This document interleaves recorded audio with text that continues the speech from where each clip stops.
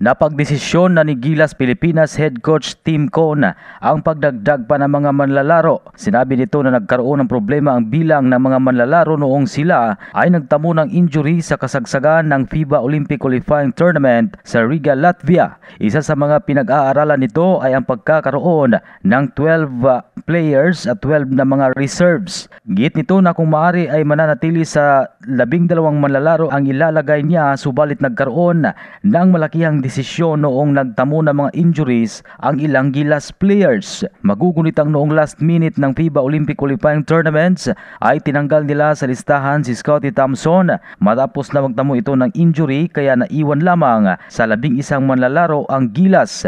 Dagdag pa nito na malalaman ang desisyon hanggang sa buwan ng Nobyembre bago ang pagsisimula ng FIBA Asia Cup 2025 qualifiers. Yan ang balitang sports. Ito si Ray Tampos para sa Radyo Alternatibo Balita Nationwide.